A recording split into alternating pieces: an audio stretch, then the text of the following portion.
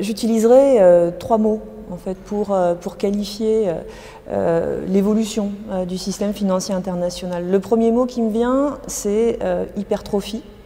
Le deuxième mot, c'est déconnexion. Et le troisième mot, c'est instabilité. Alors, hypertrophie, pourquoi? Parce que quand on regarde les grandeurs financières, elles sont juste énormissimes. Donc, donnons quelques ordres de grandeur. Hein. Si on regarde par exemple ce qui s'échange chaque année sur les marchés de produits dérivés, c'est quelques 700 000 milliards de dollars. Ce sont des montants notionnels, hein, certes, mais ça représente quand même 10 fois le produit intérieur brut mondial. Quand on regarde ce qui s'échange chaque année sur le marché d'échange, là, on arrive aux millions de milliards de dollars. Et chaque année, ça représente à peu près 65 fois, 70 fois le montant du commerce international. Cette hypertrophie, elle s'exprime aussi à travers, bien sûr, le secteur bancaire. Donc, si on regarde le secteur bancaire dans chaque pays, on a un total de bilan agrégé qui, en France, par exemple, représente 3 à 4 fois le produit intérieur brut. Au Royaume-Uni, c'est 7 à 8 fois. Au Luxembourg, c'est 24 fois. On sait aussi qu'il y a 29 banques systémiques qui sont reconnues comme telles, qui de par leur taille, de par leurs interconnexions, sont considérées comme faisant porter un risque systémique, c'est-à-dire un risque d'effondrement global du système. Ces établissements sont listés par le Conseil de stabilité financière. Ils concentrent la majeure partie des opérations sur tous les marchés financiers, aussi bien sur le marché d'échange, sur les marchés de produits dérivés, sur les marchés de la dette. Bon, on voit bien à travers ces ordres de grandeur qu'il y a une véritable déconnexion. Cette déconnexion, elle s'est manifestée tout au long de l'année 2015.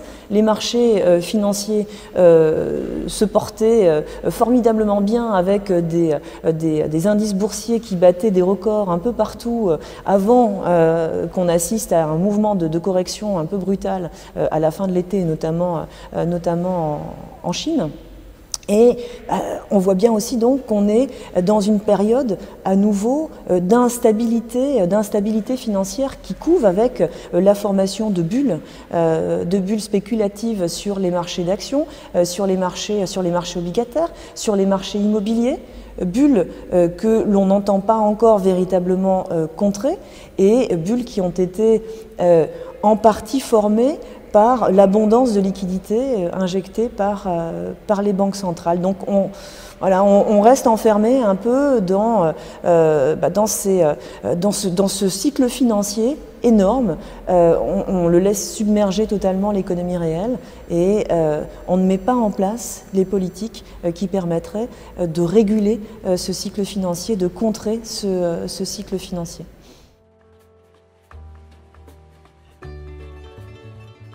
Alors, les banques ont beaucoup fait évoluer leur modèle d'activité depuis, on va dire, depuis les années 90. Et il y a un tournant très très marqué également dans les années 2000. Les banques, de plus en plus, ont développé des activités de marché, c'est-à-dire qu'elles sont extraordinairement actives sur les marchés de capitaux, aussi bien d'ailleurs pour y trouver des ressources que pour y utiliser leurs ressources, pour y placer des ressources. Alors on pourrait se dire a priori que ça peut contribuer au financement de l'économie aussi bien que du crédit. Le problème, c'est que la majeure partie de ces activités de marché ne consiste pas à investir dans des titres et à les détenir longtemps ou à acheter des titres sur les marchés primaires et puis à les détenir longtemps. Ces activités sont surtout des activités de trading à une vitesse très grande, donc des activités de marché en grande partie spéculatives qui contribuent peu au financement de l'économie. Ce que l'on constate aussi, c'est une diminution de la part relative du crédit au bilan des banques. Dans le secteur bancaire français, par exemple, le crédit aux entreprises, c'est quand même ça l'élément majeur du financement de l'économie, surtout dans un pays comme le nôtre, le crédit aux entreprises, c'est 10% à peine de l'actif des banques françaises. Les crédits aux PME, petites et moyennes entreprises, c'est 5% à peine de l'actif des banques françaises. Donc c'est quelque chose d'assez préoccupant. En fait, ce que l'on constate, c'est que les banques ont beaucoup fait évoluer leurs activités. Je l'ai dit, elles ont développé leurs activités de marché. Ça s'est traduit par une augmentation très grande de la taille des bilans bancaires, mais en dépit de cette augmentation de la taille, on ne voit pas la contribution des banques au financement de l'économie s'accroître. Au contraire, cette contribution a décliné. Donc, contrairement à l'idée que l'on pourrait avoir, qui serait qu'avoir de grands établissements, c'est une bonne chose parce que ça forme des établissements plus solides qui contribuent davantage au financement de l'économie, on se rend compte que c'est le contraire. Il y a une expression de Dominique Pillon que j'aime bien pour qualifier ce que sont devenues les banques. Généralement, il emploie l'expression de colosse au pied d'argile. Alors, beaucoup de banques, en fait, enfin beaucoup de banques, un certain nombre de banques ont grossi énormément, sont devenues des banques systémiques, et ces banques systémiques, elles ne sont pas aussi solides qu'on le croit, au contraire, elles sont coûteuses pour la collectivité. En outre, elles sont en position dominante sur le marché, donc elles exercent un pouvoir de marché. Et ce qui, du point de vue de la clientèle, signifie aussi nécessairement des services bancaires plus onéreux. Donc on le voit en fait, c'est quelque chose d'assez nocif, hein, cette formation d'un oligopole bancaire de très grandes banques en position dominante sur le marché. C'est nocif pour la satisfaction des consommateurs de services bancaires parce que ça leur coûte plus cher, et puis c'est nocif pour la collectivité dans son ensemble, pour la stabilité financière, parce que ces grands établissements font courir un risque systémique. Alors on commence, à travers les réformes, à pointer davantage l'action du régulateur sur ces grandes banques systémiques, en demandant notamment à ce qu'elles satisfassent à des surcharges de fonds propres. Donc ça, c'est un élément important. On demande aussi à ce qu'elles respectent une capacité d'absorption des pertes pour qu'elles soient davantage en capacité justement d'assumer leurs pertes en cas de problème. Mais il y a bien sûr des mouvements très forts de résistance de la part de ces grandes banques qui, comme on l'a dit, sont en position dominante et qui ont également à leur service des lobbies qui sont extrêmement puissants pour résister à ces réformes.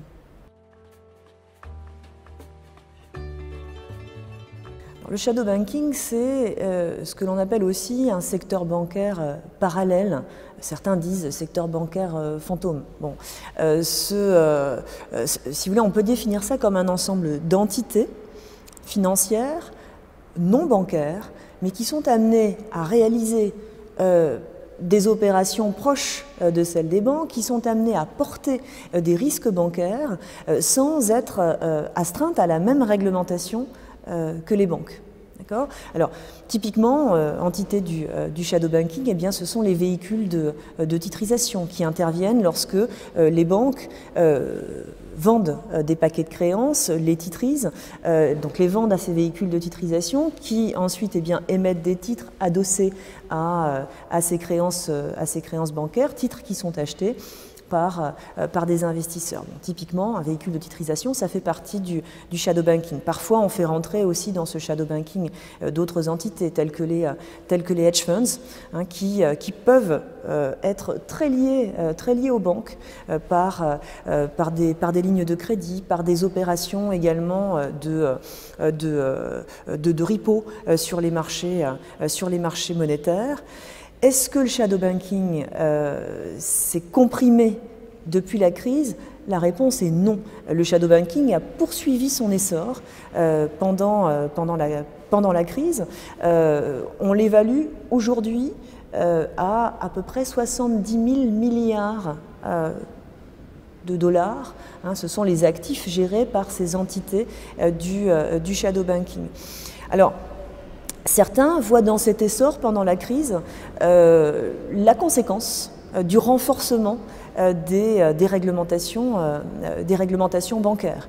Moi, il me semble, si vous voulez, que là, on mélange un peu les causes et les conséquences. Le shadow banking, c'est une des causes de la crise, parce que ce sont des entités qui sont très peu encadrées, qui participent à l'instabilité du marché.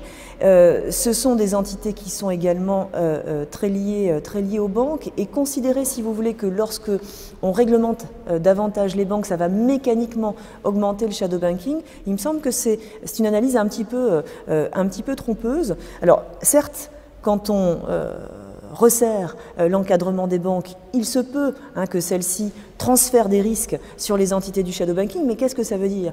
Ça veut dire qu'il faut également faire porter l'effort de régulation sur ces entités du shadow banking.